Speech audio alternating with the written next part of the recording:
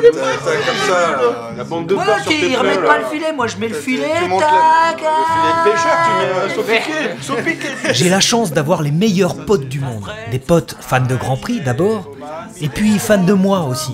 Donne-moi une moto comme ça, je fais mieux. Tu fais mieux que moi, je te la paye la moto. Quoi? Ouais, t'en achètes même deux. Je t'en achète deux, moi. Au point de croire dans mes capacités de piloter une moto 2. T'as trouvé? Ouais, regarde, on peut louer une vraie moto 2 là. Non. Et là, vraie moto de course, pas d'excuses. Il va moins faire le malin, le bouffon d'à côté. Là, on va voir tout de suite si c'est un vrai. Hein. Et ils l'ont fait. Je me suis retrouvé dans le Saint des Saints, sur le mythique circuit Bugatti, en compagnie d'autres privilégiés et autres clients VIP. Quand je vous dis que j'ai les meilleurs potes du monde.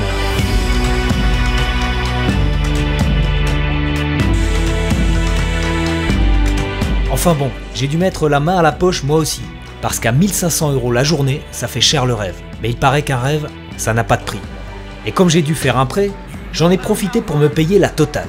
La moto 2, plus un coach, Jean-Michel Bayle ou Sébastien Charpentier s'il vous plaît, soit 2500 boules la journée. Autant dire que chez First On Track, qui propose cette formule rêve d'un jour en pilotage GP, on m'a déroulé le tapis rouge. Je n'ai évidemment pas parlé aux organisateurs, Yvan et Ludo, du chrono qu'il me fallait battre pour ne pas perdre la face vis-à-vis de mes généreux donateurs. Il y avait juste un truc que je n'avais pas prévu. Hors de question de sortir la moto 2 montée en slick sous la pluie battante. Il y a bien des pneus pluie proposés par l'organisation et montés à grande vitesse par Vatea. Mais le chèque de caution de la valeur de la moto qu'il faut laisser, soit 45 000 €, m'incite à attendre que la piste sèche. Pour me faire patienter et me chauffer un peu, Sébastien Charpentier himself m'a prêté sa CBR 1000 chaussée de pneus pluie et s'est montré aux petits soins pour ma petite personne. Vous avez dit privilégié? Allez mon gars, on y retourne là maintenant hein. Chez First On Track, il y a plusieurs formules VIP, comprenant notamment un suivi personnalisé par Bayle ou Charpentier, qui vous filme en caméra embarquée, vous débriefe, vous livre leurs secrets. Le top ça serait que tu freines un poil plus tard, tu lâches tes freins au même endroit, mais comme tu as freiné un poil plus tard, tu vas te retrouver avec 2 km/h en plus à l'endroit où tu vas lâcher tes freins. La formule VIP, en plus d'un garage de rêve, c'est aussi un kiné à dispo, de la vraie bouffe. Qu'est-ce que vous faites là? On a bien meilleur pour vous.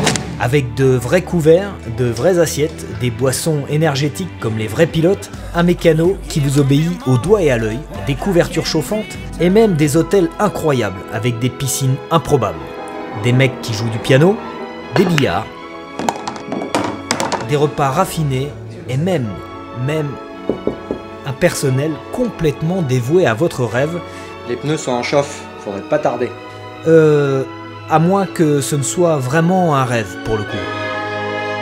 Bref, j'y étais pour de bon, et le temps que la piste sèche, je me suis régalé à détailler l'incroyable bête de course, au guidon de laquelle j'allais enfin pouvoir révéler au monde entier le pilote qui sommeille en moi.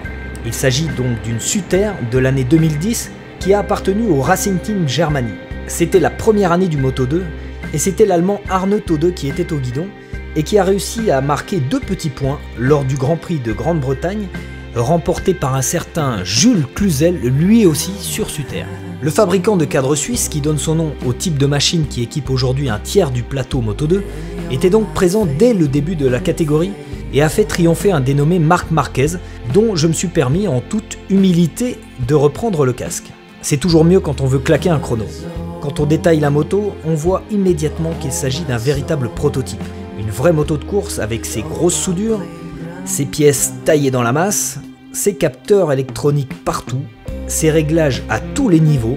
Le moteur, un 4 cylindres Honda de 600 cm3, doit être ouvert tous les 1000 km pour être révisé. Côté carburant, on s'enivre de l'odeur d'essence indice 110 d'octane qui coûte la bagatelle de... Ça coûte 5,95 € hors taxe le litre d'essence. Donc quand tu fais une séance de 20 minutes, calcul. Et je ne parle pas du train de Dunlop qui va chercher dans les 580 € avec sa largeur de 195 à l'arrière. Mais les spécialistes en parlent mieux que moi. Un premier tarif de location de moto simplement pour le pilote à 1500 € la journée. Donc on a un moteur qui développe 135 chevaux environ pour un poids de 135 kg.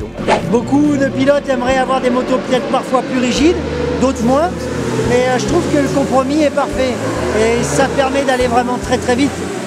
on voit des courses de folie et ça, c'est pas une surprise. Ensuite, quand on a la formule avec Jean-Michel et Sébastien sur une journée de roulage, c'est 2500 puisqu'il y a l'encadrement de la journée. Suspension Öhlins, donc amortisseur Öhlins entièrement réglable, fourche inversée Öhlins entièrement réglable également. Parce qu'au plus tu es crispé sur ces motos-là, ce sont des vraies motos de course très rigides, plus tu es crispé, moins ça marche. Et après la formule VIP, donc les VIP c'est 2400 € sur les 2 jours, comprenant les hôtels, donc toute la formule. C'est un moteur de 600 CBR, stock. Alors on a des demandes, on a jusqu'à présent. La moto est plus précise. En moto, on a une version standard. Le slick déjà offre un grip différent. Le moteur, franchement, il n'y a pas de surprise. Vous l'aurez compris, la pression monte et ça tombe bien. L'homme que j'ai imaginé en rêve à mon réveil est enfin arrivé et va me montrer la voie. Avec Jean-Michel Bayle, aucune chance que ça parte en travers. Quoique.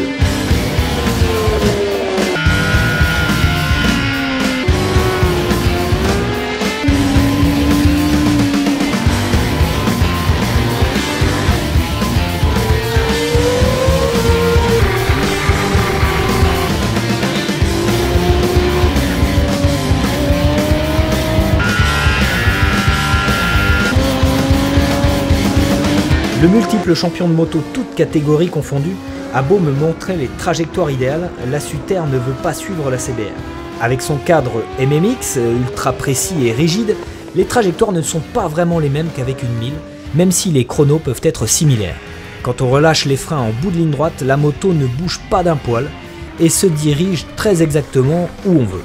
Vu comment les pilotes Moto 2 tordent les cadres et se mettent en crabe à la télé, je me rends compte que je suis loin, voire très très loin, de mettre en contrainte cette diablesse de Moto 2 qui pourtant hurle à la mort à fond de 6 à plus de 15 000 tours. Le moteur, ce n'est pas là le plus impressionnant sur cette machine, même si le bruit est littéralement envoûtant. Après une nouvelle séance de remise à niveau par Maître Bayle, je me sentais de tout tenter au guidon de cette divine Suter et par là même de clouer le bec à mes potes. Me voici donc lancé dans la ligne droite du circuit Bugatti. Je passe les 6 rapports avant de me jeter dans la courbe rapide. Je rentre un rapport 5e. Je vais en repasser 3 avant de me jeter dans la chicane dans la préaccélération en essayant de ne pas monter sur le vibreur. Donc 2e, 3e avant de me jeter dans le virage de la Chapelle. Je rate, non, je réussis à prendre le point de corde et à ne pas trop m'éloigner, mais je n'exploite pas toute la piste réaccélération.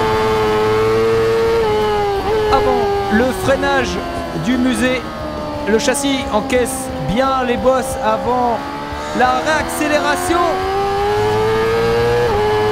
Après le musée, 4e, 5e, avant d'en rentrer 2, 3 même avant de plonger dans le double droit du garage vert. Il y a 3 machines en ligne de mire. Je double facilement la Kawasaki et je vais essayer de me faire les autres au freinage. Bon, les super freins de la Suter m'y aident, mais je rate la trajectoire. Je prends la corde, tout de même réaccélération à la sortie du chemin au bleu. 4e, 3e, seconde avant la plongée dans les S bleus. Je ne m'écarte pas trop. La corde avant de repartir sur le freinage, sur raccordement. Le châssis m'aide à rentrer très fort dans le raccordement. Je passe sur le vibreur, corde à nouveau et je peux réaccélérer. Hélas, mon chrono est à 10 secondes des temps que j'espérais.